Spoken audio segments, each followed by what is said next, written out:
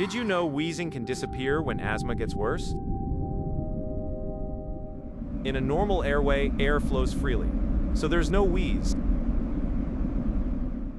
As asthma develops, the airway narrows and airflow becomes turbulent, which produces a wheeze.